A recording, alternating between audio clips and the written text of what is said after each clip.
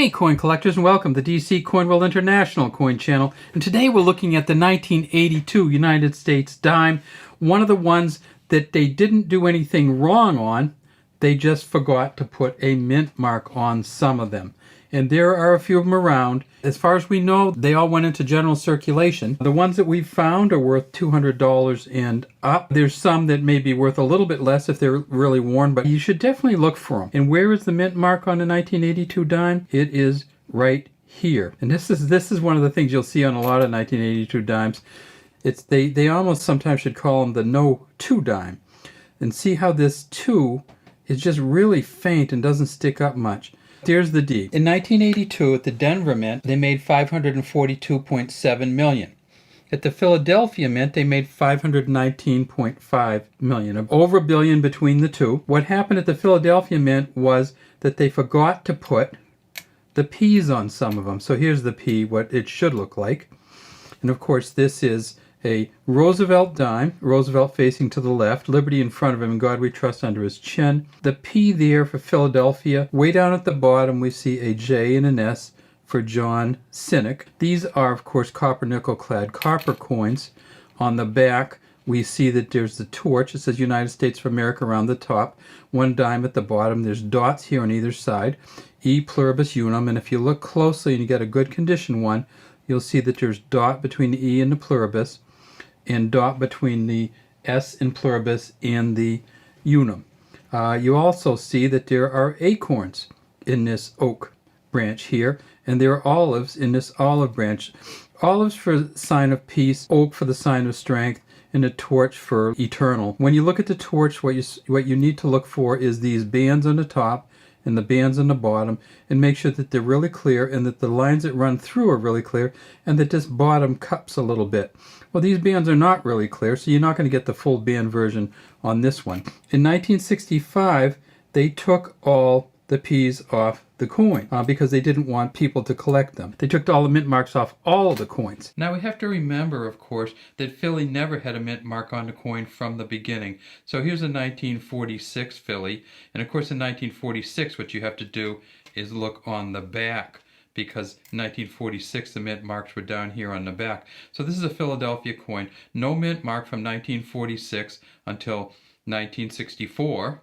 And then in 1965, 6, and 7, they took mint marks off all the coins. And then 1968, they brought the mint marks back. So here's the 1968 D mint mark. Here's the 1968 Philly. They didn't bring the Philly back because they hadn't had one. So Philadelphia didn't have a mint mark in 68. And then here's the 1968 San Francisco mint coin. So from 1968 until 1979, they didn't have a mint mark either. But then in 1979 they decided that would be the last year with no mint marks, and so here's a Philly. Here's what it would look like, except it'd be 1982 with a blank there. 1980, when they first put the mint mark back on, we don't know of any blank ones. 1981, we don't know of any blank ones. In 1982, the theory is they just didn't punch some of them and they sent them out. A lot of them were found at the Cedar Point Amusement Park in Sandusky, Ohio. They had just started in 80 and 81, and then in 82 they forgot some. Look at that D on there for the 1979. What do these look like when they're in really good condition? Well, we have a couple of them.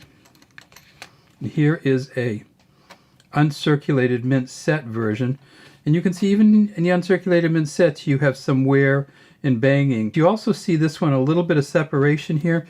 I don't know if you can see it as well as I can, but yeah, now you can. See how the top is actually separating from the sides a little bit?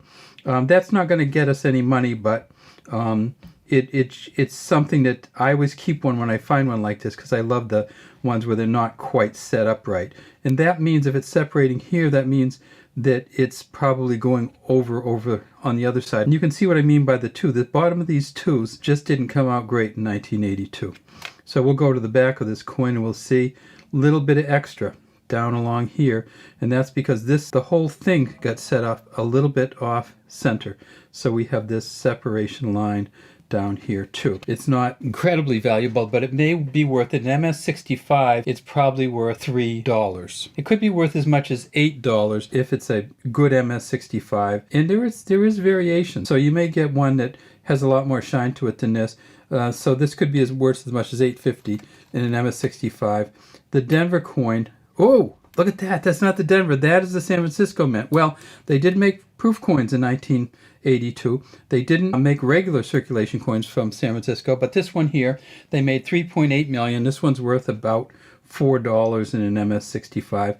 And let's just take a look at the back of this, just because you can see how shiny it is. In somewhat better bands on here, but not great bands on here either. You can see these lines going through it. That's because proof coins were often encased in plastic, and sometimes they would just kind of off gas onto these. So that's the San Francisco Mint, and then there should be a Denver Mint here, and this one is the best of the three, I think. Just look at the colors in there.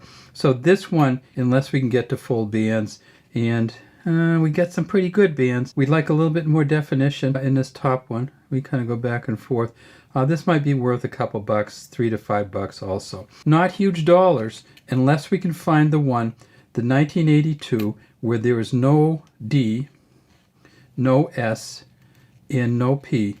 And we want it to look just like the 1979 coins. Didn't have the mint marks on them at all. All right, well, that's all we have today from DC Coin World International Coin Channel. We'd love to have you subscribe to our channel and leave any comments you have in the comment section.